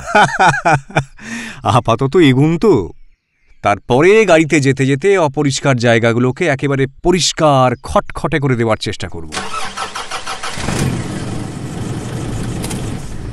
চলন্ত গাড়িতে বসে জয়ন্ত বলতে লাগলো, জিতেনবাবু, প্রতাপনারায়ণ খুন হওয়ার আগে অঞ্চলে যে 3টে হত্যাকাণ্ড হয়েছিল, সেগুলোর জন্য কে দায়ী সেটা আমি কিন্তু এখনো জানতে পারিনি। কিন্তু জমিদার বাড়ির খুনের সঙ্গে তার যে কোনো সম্পর্ক নেই সেটা আগেই আন্দাজ করেছিলাম। সুন্দরবাবু লক্ষ্য করেছিলেন যে আগের 3টে খুনের সময় খুনি অসাবধান ছিল, ঘটনার জায়গায় নিজের হাত পায়ের ছাপ রেখে গিয়েছিল। কিন্তু জমিদার বাড়িতে খুনিরা নিজেদের কোনো চিহ্নই রেখে যায়নি, এমনকি আমাদের চোখে ধুলো দিয়ে রক্তমাখা মইখানা পর্যন্ত সরিয়ে ফেলেছিল। এই 2 রকমের কাজের পদ্ধতির ভেতরে আলাদা স্বভাবের পরিচয় কিন্তু খুব স্পষ্ট। এক জায়গায় নিজের হাত পায়ের ছাপ পড়ল কি পড়ল না, খুনিরা সেটা গ্রাহ্যের মধ্যেও আনেনি। এর থেকে আরও একটা কথা প্রমাণিত হয়। কি বলুন তো? খুব সম্ভবত সে খুনি মোটেই বুদ্ধিমান নয়, কিন্তু জমিদার বাড়ির হত্যাকাণ্ডে অপরাধীরা রীতিমতো মাথা খাটিয়েছে। ঘটনার জায়গায় নিজেদের সমস্ত চিহ্ন একেবারে বিলুপ্ত করে দিয়ে গিয়েছে। মাটির ওপর দিয়ে মই টেনে নিয়ে যাওয়ার যে চিহ্ন ধরে আমি ওই জলায় গিয়ে সূর্যবাবুর দেহ আবিষ্কার করি, তাও নিশ্চয়ই নষ্ট করে দিত। কিন্তু আমরা খুব তাড়াতাড়ি বেরিয়ে পড়েছিলাম বলে আর সময় পাইনি। ভেবে দেখুন, একই হত্যাকারীর পক্ষে 2 জায়গায় 2 রকম পদ্ধতিতে কাজ করা কি স্বাভাবিক? আমারও এটা আগে বোঝা উচিত ছিল। অপরাধতত্ত্বের সব বিশেষজ্ঞই জানেন যে একই অপরাধী কখনো 2 পদ্ধতিতে কাজ করেন না। বলেছেন ঠিকই। আচ্ছা, তারপর কি হলো? তারপর আর কি, জমিদার বাড়ির খুনের সঙ্গে আগের ঘটনাগুলোর যে সম্পর্ক নেই এ নিয়ে যখন নিশ্চিত হলাম, তখন চেষ্টা করলাম মামলাটাকে একটা নতুন দিক দিয়ে দেখতে। প্রথমেই সন্দেহ হলো যে জমিদার বাড়ির চতুর হত্যাকারী হয়তো মদনপুরের অন্যান্য হত্যাকাণ্ডের আড়ালে নিজেকে আড়াল করতে চাইছে। ওপর দেখলে মনে হয় এখানকার সব খুনগুলোই ওই একই রকম। খুনের কোনো উদ্দেশ্য খুঁজে পাওয়া যায় না, মূল্যবান জিনিসও হারায় না, হত্যার পর শুধু ওই মৃতদেহ অদৃশ্য হয়। ঠিক। ক্রমে আমার সন্দেহটাই দৃঢ় হয়ে উঠল। জমিদার বাড়ির হত্যাকারী নিশ্চয়ই আগেকার খুন 3টের সুযোগ নিয়ে পুলিশকে বিপথে চালাবার চেষ্টা করছে, আর সেই স্টাইলেই জমিদার বাবু তাঁর স্ত্রীর দেহ সরিয়ে ফেলেছে। নইলে খুনের পর এরকম লাশ চুরির কোনো মানেই হয়নি। Bravo, Bravo Jayanta, Bravo. কিন্তু তখনও বুঝিনি কে এই নতুন হত্যাকারী, কি তার আসল উদ্দেশ্য, এর কোনো উত্তর খুঁজে পাচ্ছিলাম না। হঠাৎ জলার ভেতরে সূর্যবাবুর দেহ পাওয়া গেল। সূর্যবাবুকে হত্যার উদ্দেশ্য কি হতে পারে? একটাই কারণ, আর সেটা সূর্যের আলোর মতোই একেবারে পরিষ্কার ঝকঝকে। একটু খোলসা করেই বলুন না মশাই। আমরা তখন তদন্তে নিযুক্ত ছিলাম, সূর্যবাবু তখন বাড়িতেই ছিলেন। পুলিশ এসে যে তাকেই খুঁজবে এটা নিশ্চয়ই তার অজানা ছিল না। সে সময় তার পক্ষে বাড়ি থেকে অদৃশ্য হওয়া খুবই সন্দেহজনক। তবু তিনি তাড়াতাড়ি বাড়ির পেছন দিয়ে খিড়কির দরজা খুলে কোথায় গেলেন? ঠিক যেন পালিয়ে গেলেন বলে মনে হয়। কিন্তু কেন? কারণ খুব সম্ভবত আমরা প্রাথমিক তদন্তে ব্যস্ত। সূর্যবাবু তখন দোতলার কোনো জানলার সামনে দাঁড়িয়েছিলেন। সেখান থেকে হঠাৎ তিনি দেখতে পেলেন যে বাগানের ভেতর দিয়ে কারা চুপি চুপি একখানা মই টেনে নিয়ে যাচ্ছে। আরও দেখলেন তাদের সঙ্গে আছে তাঁরই সৎ ভাই চন্দ্রশেখর, যার থাকবার কথা কলকাতায়। বোঝো কাণ্ড। ওই দেখেই তিনি নিশ্চয়ই নেমে এসেছিলেন। আমার তো তাই মনে হয়। তাড়াতাড়ি নিচে নেমে খিড়কির দরজা খুলে সূর্যবাবু ছুটলেন তাদের পেছনে। তারপর বোধহয় ব্যাপারটা দাঁড়ালো ঠিক এই রকম। চন্দ্রের কাছে গিয়ে সূর্য কৈফিয়ত দাবি করলেন, আর চন্দ্র করল সূর্যকে খুন। অবশ্য তখন পর্যন্ত চন্দ্র নামের কোনো লোকের অস্তিত্ব আমি জানতাম না। আমার ধারণার ভেতরে ছিল কোনো অজ্ঞাত নামের হত্যাকারী। পরে সতীশবাবুর মুখে চন্দ্রের কথা শুনলাম। জানেনই তো আমাদের গোয়েন্দার মন, ধাঁ করে একটা সম্ভাবনার ইঙ্গিত পেয়ে গেলাম। কিরকম? সূর্য আর তার স্ত্রী হচ্ছেন প্রতাপ নারায়ণের উত্তরাধিকারী, তাদের কোনো সন্তানও নেই। সুতরাং সূর্যবাবুর অবর্তমানে তার স্ত্রী পাবেন সমস্ত সম্পত্তি, তিনি পোষ্যপুত্র নিতে পারেন, নইলে তার মৃত্যু হলে সম্পত্তি যাবে চন্দ্রের হাতে, কারণ সূর্যবাবুর তো আর কোনো আত্মীয় নেই। চন্দ্রের মাথায় এমন কোনো শয়তানি বুদ্ধি থাকা সম্ভব কিনা ভাবতে লাগলাম। অন্তত এটা সত্যি হলে এই এই অদ্ভুত হত্যার একটা উদ্দেশ্য পাওয়া যায়। ঠিক বলেছ। ভাবতে লাগলাম, চন্দ্র কি আগে থাকতেই স্থির করে রেখেছিল যে প্রতাপ নারায়ণ আর তার স্ত্রীকে হত্যা করবার পরে সূর্যবাবু আর তার স্ত্রীকেও ইহলোক থেকে সরিয়ে দেবে? সূর্যবাবুকে হঠাৎ জলাভূমিতে পেয়ে সে খুন করেছে, তারপর কি সে করুণা দেবীকেও আক্রমণ করবে? এইসব আর কি।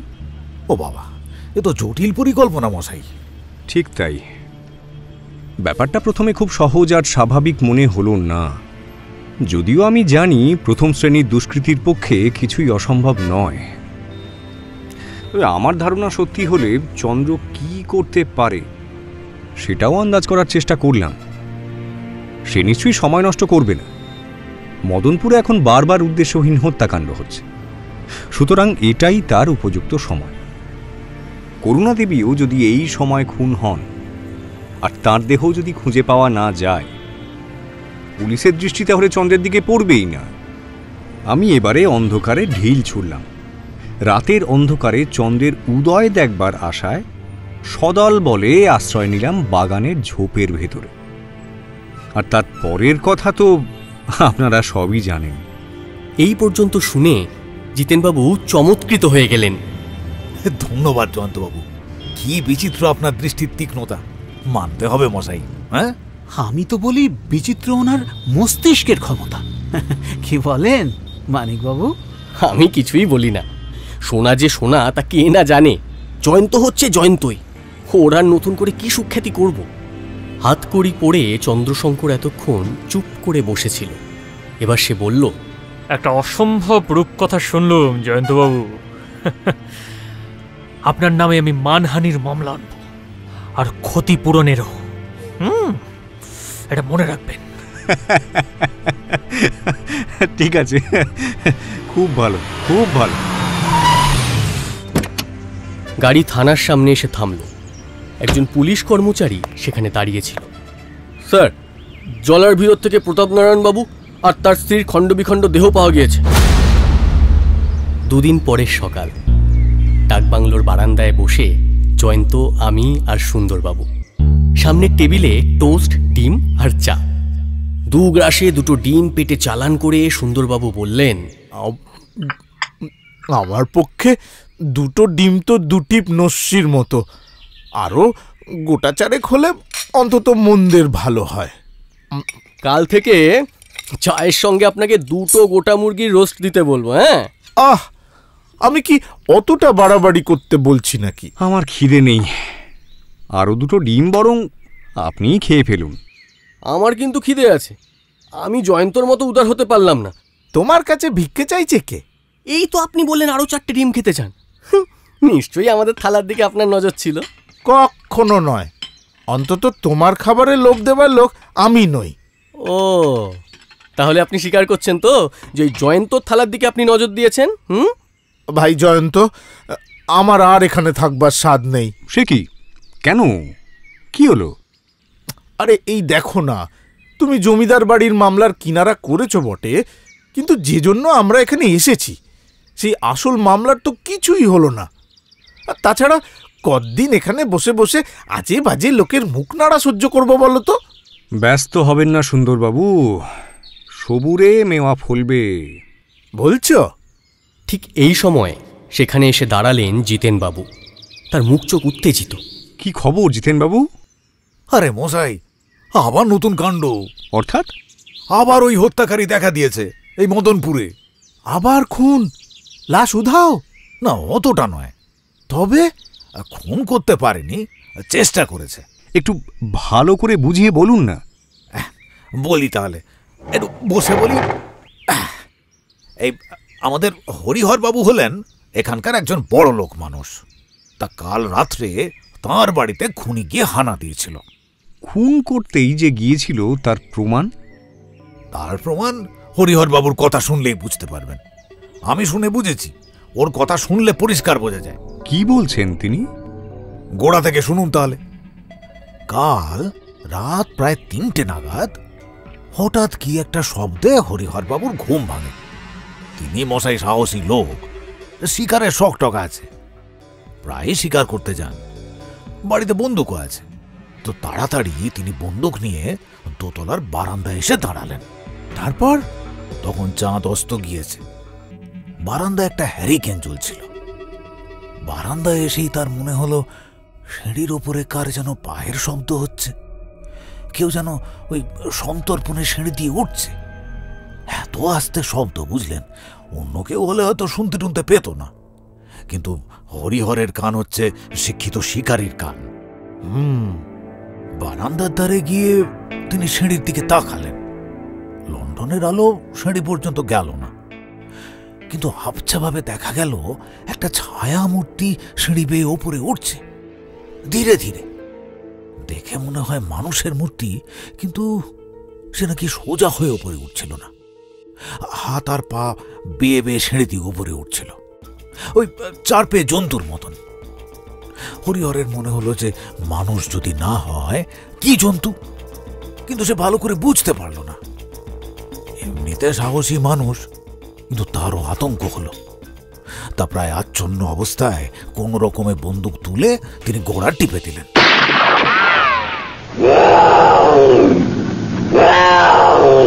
আর সঙ্গে সঙ্গে বন্দুকের আওয়াজের প্রায় সঙ্গে সঙ্গে সে মূর্তিটাও গর্জন করে উঠল। সেরকম গর্জন নাকি মানুষের গলা থেকে বেরোতে পারে না মশাই, একেবারে অমানসিক। বাপরে! তারপর তারপর মূর্তিটা তাড়াতাড়ি সিঁড়ির নিচের দিকে লাফ দিল। ধূপ করে একটা শব্দ হলো, তারপর নাকি সব চুপচাপ। তা রাত্রে হরিহর বাবু আর নিচে নামতে সাহস করেননি, তবে বুঝতে পারলেন যে তার লক্ষ্য ব্যর্থ হয়েছে। আজকে খুব ভোরবেলা উঠে তিনি নিচে নেমে দেখেছেন তার বাড়ির সদর দরজা খোলা, কার প্রচন্ড ধাক্কায় দরজার খিল ভেঙে গিয়েছে। এই তো ব্যাপার জয়ন্তবাবু। এই ঘটনা থেকে কি বুঝবো বলুন তো? একটা কথা তো ভালোই বোঝা যাচ্ছে, মূর্তিটা পালিয়েছে বন্দুকের ভয়। মানে সে আগ্নেয়াস্ত্রের মহিমা জানে। কিন্তু সেটা জন্তু না ভূত? ও সব কথা বাদ দিন, ভূত বন্দুককে ভয় পাবে কেন? মানে যারা ভূত মানে তারা তো বলে ভূত হচ্ছে অশরীরী। মানছি ভূত নয়, কিন্তু তবু তো হালে পানি পাচ্ছি না মশাই, একেবারে অথই জলে। বাবা, ডাকবাংলোর চারিদিকেই তো মাঠ আর জঙ্গল। কোনোদিন এর উপরেই হয়তো সেই না মানুষ না জন্তুটার দৃষ্টি পড়তে পারে। জানলা দরজার বাধা তো তার কাছে বাধাই নয়। আমি যে কি করব বুঝতেই পারছি না। ও মশাই, এরপর কিছুদিন মদনপুরে হত্যাকারীর আর কোনো খোঁজ পাওয়া গেল না। কেউ কেউ বলল হরিহর বাবুর বন্দুকের গুলিতে সে আহত, কিন্তু হরিহর বাবু তা মানেন না। বলেন জখম হলে ঘটনাস্থলে রক্তের দাগ থাকত, আমার গুলি তার গায়ে লাগেনি, বন্দুকের আওয়াজে হয়তো ভয় পেয়েছে, কিছুদিন এ পথ আর মারাবে না। এই অদ্ভুত হত্যাকারীর মনুষ্যত্ব বা পশুত্ব কোনোটাই প্রমাণ করবার উপায় নেই। তাকে ভূত বলে মানলে অনেকগুলো প্রশ্নের নিশ্চিত বা অনিশ্চিত উত্তর পাওয়া যায়, কারণ প্রেতের আকৃতি বা প্রকৃতি সম্বন্ধে কারুর কোনো সঠিক ধারণা নেই। কিন্তু বেশি লোকের ভিড় দেখলে বা আগ্নেয়াস্ত্র ব্যবহার করলে টেনে লম্বা দেয়, এমন ভীতু ভূতের কথা কে কবে শুনেছে? জয়ন্ত, অনেক মাথা খাটিয়ে আমি একটা সিদ্ধান্তে এসেছি। বলেন কি? তোমাকে আমি কিছুই বলছি না, আমি জয়ন্তকে শোনাতে চাই। বেশ, শোনান। বলছি, মানুষ হয়েও জন্তুর মতন ব্যবহার করতে পারে কে? পাগল। ঠিক, আমার মনে হয় এই সব হচ্ছে কোনো উন্মত্তের কীর্তি। সে কথা একাধবার আমারও মনে হয়েছে, কিন্তু এর ওপরে জোর দিতে পারছি না। কেন? এই সব হত্যাকাণ্ডে যুক্তি নাও থাকতে পারে, কিন্তু পাগলামিরও কোনো লক্ষণ নেই। কি রকম? সব ক্ষেত্রে খুনি একটা নির্দিষ্ট পদ্ধতিতে কাজ করেছে, হ্যাঁ, কিন্তু পাগল কোনো নির্দিষ্ট পদ্ধতির ধার ধারে না, তাই তো? সুন্দরবাবু, আপনার মাথা অকারণেই ঘেমে মরল, বেচারি। আসুন, পাখার বাতাস দিয়ে একটু ঠান্ডা করি। এই মানিক, সবসময় ইয়ার্কি মেরো না তো, যত সব। আমি পাখার দিকে হাত বাড়াতে গেলে রেগে গজগজ করতে করতে ঘরের বাইরে চলে গেলেন সুন্দরবাবু। এর মধ্যে একজন চৌকিদার এসে জয়ন্তর হাতে একখানা চিঠি দিয়ে গেল। জিতেনবাবু লিখেছেন, জয়ন্তবাবু, গত রাতে আবার খুনির আবির্ভাব। এবারে আর খালি হাতে ফেরেনি, আবার একজন মারা পড়েছে, আর তার দেহও উধাও হয়েছে। আমি এখনই ঘটনাস্থলে যাচ্ছি, চাইলে আপনারাও আসুন। ইতি, জিতেনবাবু। চিঠি পড়ে জয়ন্ত বলল, যাক, এবারে আর অন্যের মুখে ঝাল খেতে হবে না। এ কথা কেন বলছো? মদনপুরের হত্যাকারী প্রথম যে 3টে খুন করেছিল সেটা আমরা খবরের কাগজে পড়েছি। হ্যাঁ, বাকি একটার কথা শুনেছি ওই পুলিশের মুখে। হুম, ঘটনাস্থলে হাতে নাতে পরীক্ষা করবার সুযোগ পাইনি। তা ঠিক। ঘটনাস্থলের সঙ্গে চাক্ষুষ পরিচয় না থাকলে গোয়েন্দাকে কাজ করতে হয় অন্ধের মতো। আর এই ঘটনার অনেকদিন পরে ঘটনাস্থলে গিয়েও বিশেষ কোনো লাভ হয় না। এই জমিদার বাড়ির মামলাটাই দেখো না। আমরা যদি ঠিক সময়ে ঘটনাস্থলে গিয়ে হাজির না হতাম তাহলে কোনো সূত্রই দেখতে পেতাম না। অপরাধীও ধরা পড়তো না, আর চন্দ্রশঙ্করই প্রতাপনারায়ণের সম্পত্তির মালিক হয়ে দাঁড়াতো। আচ্ছা, এবারে তাহলে সূর্যোদয়ের একবার আশা করছো? একটা কিছু আশা করছি বটে। নাও, এখন ওঠো, সুন্দরবাবুকে ডাকু। সুন্দরবাবু, ও সুন্দরবাবু! কি হলো? আমাকে আবার ডাকাডাকি কেন? আরে, আবার একটা খুন হয়েছে, এখনই ঘটনাস্থলে যেতে হবে। তা তোমরা যাও না, আমাকে নিয়ে টানাটানি করছো কেন? বাপরে, তাও কি হয়? আপনি সঙ্গে না থাকলে আমাদের ঘটে বুদ্ধি জোগাবে কে? আসুন আসুন, রাগ করবেন না, চলুন চলুন। আচ্ছা আচ্ছা, চলো। ঘটনাস্থলের দিকে যেতে যেতে জিতেনবাবু বললেন, মশাই, এবারে এক বিদেশি ভিখারি খুন হয়েছে। কাল সন্ধ্যের সময় সে বাড়িতে ভিক্ষে চেয়ে কিছু খাবার টাবার পায়, সেই খেয়ে বাড়ির রোয়াকে মুড়ি দিয়ে শুয়ে পড়ে। সকলে তাকে বারণ করেছিল, বিপদের কথাও বলে, কিন্তু সে কারোর কথা শোনে। তারপর আর কি, যেমন হচ্ছে আজকাল। গভীর রাত্রে তার আর্তনাদে সকলের ঘুম ভেঙে যায়, আর তারপরেই জন্তুর হিংস্র গর্জন। বাপরে! কিছুক্ষণ পর মানুষ বা জন্তু কারোরই আর সাড়া নেই। কি সর্বনাশ! তারপর বাড়ির একজন লোক ছাদে গিয়ে উঠেছিল। কাল ছিল আবার চতুর্দশীর রাত, চারিদিকে ধবধবে চাঁদের আলো। লোকটি ছাদের ধারে গিয়ে দেখে একটু দূরে মিশ কালো একটা জন্তু, ওই 4 পেয়ে একটা জন্তু, বুঝলেন, মানুষের দেহের মতো কি একটা কামড়ে মাটির উপর দিয়ে টেনে নিয়ে যাচ্ছে। মশাই, কি জন্তু? অত দূর থেকে জন্তুটাকে চিনতে পারে। ও, কত বড় তাও বোঝা যায়নি? বোঝা খানিকটা গিয়েছে। শুনলাম চিতাবাঘের চেয়ে নাকি ছোট নয়। আচ্ছা, 4 পায়ে ভর দিয়ে যাচ্ছিল? হ্যাঁ, কিন্তু এও শুনলুম যে চিতাবাঘ যেমন করে হাঁটে তেমন করে নাকি হাঁটছিল না, তার হাঁটা নাকি অন্যরকম। তারপর জন্তুটা চলে যায়, মদনপুরের ওই পূর্ব প্রান্তরের দিকে চলে গিয়েছে। এই যে এসে পড়েছি। জয়ন্তবাবু, ওই যে দেখুন, ওই বাড়ির রোয়াক, ওইখানে ভিখিরিটা শুয়েছিল। দেখুন কত রক্ত, বাপ রে বাপ। এই যে দেখুন, এই যে এখানে আবার সেই খুনির হাত আর পায়ের ছাপ, সেই বাঁকা পায়ের ছাপ। মশাই, এ তো জন্তুর হাত পায়ের চিহ্ন নয়। না, মানুষের। এই দাগগুলোই তো আমাদের মাথা একেবারে গুলিয়ে দিয়েছে। দেখা দেয় জন্তু, গর্জন করে জন্তু, কিন্তু রেখে যায় মানুষের হাত পায়ের ছাপ। এ কি করে সম্ভব?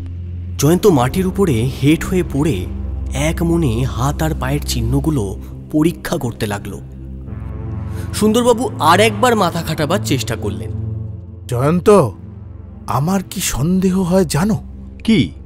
আমার মনে হয় কোনো মানুষই জন্তুর ছদ্মবেশ পরে আর তারপর জন্তুর মতো করে হেঁটে এইসব খুনগুলো করে। কিন্তু কেন? পুলিশের চোখে ধুলো দেবে বলে। আবার কেন? মানলাম, কিন্তু কিন্তু মৃতদেহগুলো নিয়ে সে কি করে বলুন দেখি? টাকা করিও চায় না, তার লোভ কেবল ওই ওই মৃতদেহর উপরে। কেন? সুন্দরবাবু আর জবাব খুঁজে পেলেন না। জয়ন্ত উঠে দাঁড়িয়ে বলল, আচ্ছা জিতেনবাবু, বলছি কাল যিনি জন্তুটাকে দেখেছিলেন তিনি এখানে আছেন? পুলিশ আসার সঙ্গে সঙ্গে ভিড় হয়ে গিয়েছিল। জিতেনবাবুর ইঙ্গিতে এক ভদ্রলোক এগিয়ে এলেন। আচ্ছা, আপনি যে কালকে জন্তুটাকে দেখেছিলেন সেটা চিতাবাঘের মতো বড়, কিন্তু চিতাবাঘ নয়? আমার তো তাই বিশ্বাস স্যার। কারণ? চাল চলন তো চিতাবাঘের মতো লাগলো না। আপনি চিতাবাঘ দেখেছেন? অনেকবার। কোনো কোনো জাতের কুকুরও কিন্তু চিতাবাঘের মতো বড় হয়, জানেন তো? হ্যাঁ জানি স্যার, কিন্তু সে জন্তুটা কিন্তু কুকুরের মতো লাগলো না। তবে কি হতে পারে? বলতে পারবো না স্যার, স্পষ্ট দেখতে পাইনি। আচ্ছা, ল্যাজ আছে? থাকতে পারে, কিন্তু আমার নজরে পড়েনি। এখান থেকে কত দূরে ছিল? হাত তুলে একটা জায়গা দেখিয়ে দিয়ে ভদ্রলোক বললেন, ওই যে ওইখানে। যথাস্থানে গিয়ে জয়ন্ত মাটির দিকে তাকিয়ে বলল, ধুলোর উপর দিয়ে একটা রক্তাক্ত দেহ টেনে নিয়ে যাওয়ার স্পষ্ট চিহ্ন রয়েছে। আরে এই চিহ্ন ধরে যে কেউ এগোতে পারে। সবাই আসুন আসুন আসুন, আমরাও এগোই, দেখা যাক কোথায় গেছে। রক্তাক্ত দেহ টেনে নিয়ে যাওয়ার দাগ মদনপুর ছাড়িয়ে প্রান্তরের উপরে গিয়ে পড়ল। তারপর সেই দাগ চলে গিয়েছে পূর্ব দক্ষিণের জঙ্গলের দিকে।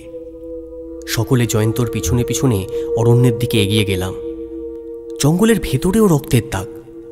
আরও খানিক এগিয়ে দেখা গেল দাগটা এসে ঢুকেছে মস্ত এক ঝোপের ভিতরে। জয়ন্ত বাইরে থেকেই ঝোপটার ভিতরে উকিঝুঁকি মারল।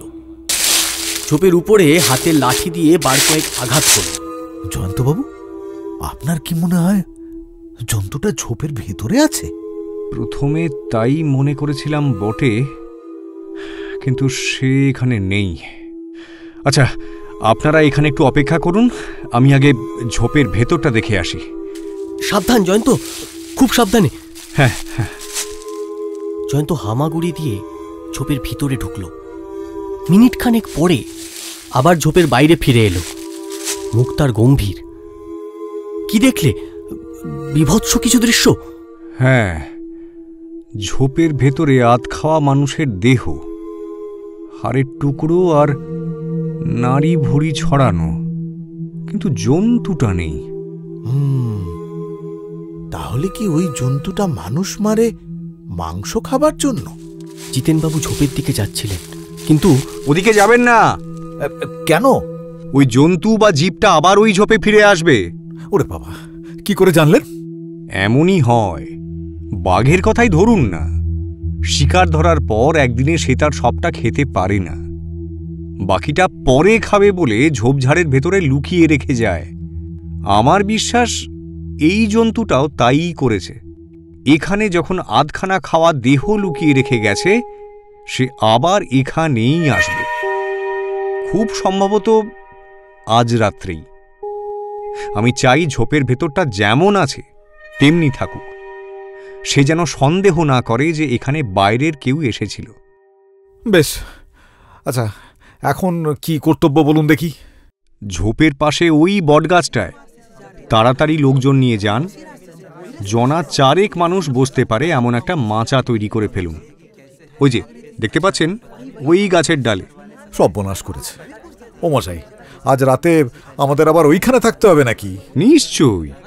ওই জন্তুটা কি সেটা জানতে পারলেই মদনপুরের সমস্ত হত্যা রহস্য পরিষ্কার ঝরঝরে হয়ে যাবে। এই সেরেছে। জয়ন্ত আমাকেও ছাড়বে না। আমার এই বিশাল চেহারা আর এই উঁচু গাছের মচমচে মাচান, সর্বনাশ। পূর্ণিমার রাত্রি। মদনপুরের ধুধু প্রান্তর জ্যোৎস্নায় ভেসে যাচ্ছে। পাশের অরণ্যের মধ্যে ঢুকলে পূর্ণিমাকে আর তেমনভাবে পাওয়া যায় না।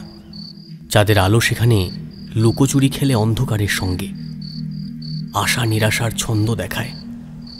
কানের কাছে ধরা দেয় অভাবিত শব্দময় জগৎ, সাপের ফোঁস, হিংস্র জন্তুর চিৎকার আর আক্রান্ত জীবের অন্তিম আর্তনাদ। তার উপরে গভীর রাত্রির ভাষা, যা কানে শোনা যায় না, অনুভব করতে হয়। বটগাছের মাচার উপরে আমরা 4 মূর্তি, জয়ন্ত, আমি, জিতেনবাবু আর সুন্দরবাবু, প্রত্যেকেই পাথরের পুতুলের মতো বসে আছি। প্রত্যেকেরই দৃষ্টি নিচের ঝোপের দিকে, দম বন্ধ করে প্রস্তুত হয়ে আছি সকলে। এইভাবে প্রায় 3 ঘন্টা কেটে গেল। এখানে আবার সেই মশার দলের সঙ্গে নতুন নতুন অজানা কীটপতঙ্গ। তাদের অনেকেই কামড়ায় তো বটে, সুবিধা পেলে নাকে কানে ঢুকে পড়তেও ছাড়ে না। এরই মধ্যে সুন্দরবাবু 3 বার জোরে হেঁচে ফেলেছেন এবং সশব্দে ফ্যাঁচ ফ্যাঁচ করেছেন আরও 6 নিচের ঝোপটার উপরে এতক্ষণ খানিকটা চাঁদের আলো ছিল, এখন ধীরে ধীরে সরে গেল। ঝোপটা এখনো অস্পষ্টভাবে দেখা যাচ্ছে। হঠাৎ 2 ছোট জানোয়ার শুকনো পাতা মরমরিয়ে পালিয়ে গেল। কিন্তু কাকে দেখে পালালো? একটু দূরে চাঁদের আলোয় উজ্জ্বল খানিকটা জায়গা। হঠাৎ সেই আলোর ভিতর দিয়ে ঘোর কালো রঙের কি একটা জন্তু প্রচণ্ড গতিতে ছুটে এলো, কিন্তু ঝোপ থেকে একটু দূরে এসে হঠাৎ স্থির হয়ে দাঁড়িয়ে পড়ল। তার দেহ প্রায় চোখে পড়ে না, কিন্তু জ্বলন্ত চোখ দেখা যায়। তার বুনো দপদপে চোখ দুটো এখন বটগাছের উপরের দিকে তাকিয়ে। জয়ন্ত বোধহয় আন্দাজ করল জন্তুটা আমাদের আবিষ্কার করে ফেলেছে। সে তাড়াতাড়ি বন্দুকটা তুলে ধরল। জন্তুটা একবার চাপা গর্জন করল, তারপর লাফ মেরে ফিরে আবার সেই আলোর ভিতরে গিয়ে তীর বেগে পালাতে গেল। জয়ন্তর বন্দুকও হুঙ্কার দিয়ে উঠল ঠিক এই সময়। সঙ্গে সঙ্গে একটা আকাশ ফাটানো অমানুষিক চিৎকার। জন্তুটা মাটির উপরে আছড়ে পড়ল, 2-1 ছটফট করলো, তারপরেই অরষ্ট। নিশ্চিন্ত হবার জন্যে জয়ন্ত তার দেহ লক্ষ্য করে আবার একবার বন্দুক ছুড়ল। সেই মূর্তি আর নড়ল না। জয়ন্ত গাছ থেকে নামতে নামতে বলল, আসুন জিতেনবাবু, আপনারাও আসুন। ও বাবা রে, ওরে বাবা, এই গাছে ওঠা নামা, যা বলেছেন। একটু হাতটা ধরবেন ভাই। হ্যাঁ, এই যে এই জয়ন্তটা না জ্বালিয়ে মারলো। যা বলেছেন। সবাই আলোর কাছে গিয়ে দাঁড়ালাম। কিন্তু কিসের মূর্তি ওটা? টর্চের আলোতে দেখা গেল তার শরীরটা মানুষের মতো, কিন্তু মনুষ্যত্ব কোথাও নেই। সমস্ত শরীর লম্বা কালো লোমে ঢাকা, মাথায় চট পাকানো রুক্ষ চুল, বিরাট বিরাট রুক্ষ দাড়ি গোপে মুখ প্রায় ঢাকা। বোজা চোখ দুটো প্রায় দেখাই যাচ্ছিল না। পুরো ঠোঁটের ভিতর থেকে বড় বড় হিংস্র দাঁত। কোনো মানুষের দাঁত ওরকম হয় না। হাত পায়ের আঙুলেও লম্বা লম্বা ধারালো নখ, পায়ের চেটোটা বিকৃত। এরকম পা নিয়ে মাটির উপর সোজা হয়ে হাঁটা যায় না। এ যেন অর্ধ মানব অর্ধ পশুর দেহ। সকলের আগে কথা বললাম আমি। গুলি খেয়ে ওই মূর্তিটা যখন চেঁচিয়ে উঠেছিল, মনে হয়েছিল যেন একটা নেকড়ে বাঘ চিৎকার করছে। ঠিকই বলেছ মানিক, আমারও বিশ্বাস এ হচ্ছে নেকড়ে মানুষ। নেকড়ে মানুষ আবার কি? নেকড়ে বাঘের দ্বারা পালিত মানুষ। তা আবার হয় নাকি? হ্যাঁ, খবরের কাগজে এই রকম নেকড়ে মানুষের কথা বার কয়েক ছাপা হয়েছে, ছবিও দেখেছি। আমার কাছেই একটা ছবি আছে, তবে সেটা পুরুষ নয়, মেয়ে। রাঁচির জঙ্গলে পাওয়া গিয়েছিল। এক পাদ্রী সাহেব তাকে পালন করেন। আশ্চর্য ব্যাপার। আশ্চর্য এই জগতের কতটুকুই বা আমরা জানি জিতেনবাবু। তা ঠিক। হয়তো বাঘিনীর বাচ্চাগুলো কোনোভাবে মারা পড়েছিল, তারপর শিশু অবস্থায় এই মানুষটাকে সে চুরি করে নিয়ে যায়। নেকড়েদের তো মানুষ চুরি করার বদভ্যেস আছে, তারপর যে কোনো কারণেই হোক নেকড়ে মা বাচ্চাটাকে না মেরে প্রথমে দুধ দিয়ে তারপরে শিকার করা জীবজন্তু খাইয়ে একে পালন করে। নেকড়েদের সঙ্গে থাকতে থাকতে একটা মানুষও আস্তে আস্তে ওই নেকড়েদের মতনই হয়ে ওঠে। আফ্রিকায় একবার একটি মেয়েকে পাওয়া গিয়েছিল, তাকেও শিশু বয়সে চুরি করে পালন করেছিল গরিলারা। ফলত তার স্বভাবও ওই গরিলাদের মতনই হয়ে গিয়েছিল। সত্যি অদ্ভুত, পৃথিবীর রহস্য কত কিছুই অজানা। যাক বাবা, নেকড়ে মানুষ আরই হলোকে নেই। মদনপুরের লোকেরা এইবারে হাঁপ ছেড়ে বাঁচবে। আর আমিও বাঁচব, আর মগডালে বসে পোকামাকড়দের খোরাক হতে হবে না। বাবা! আবার বাবা কেন সুন্দরবাবু? আপনার বিখ্যাত সেই শব্দটা উচ্চারণ করে এখন মধুরেণ সমপয়েত করতে আজ্ঞা হোক। নিশ্চয় নিশ্চয়।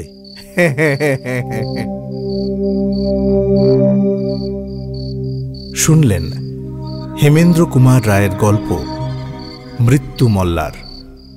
প্রযোজনা শান্তনু চ্যাটার্জি, জয়ন্ত শুভজিৎ চ্যাটার্জি। গল্প পাঠে ও মানিকের চরিত্রে শুভজিৎ দাস।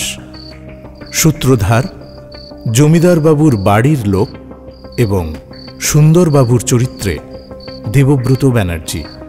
জিতেনবাবুর চরিত্রে সৌভিক সাহা।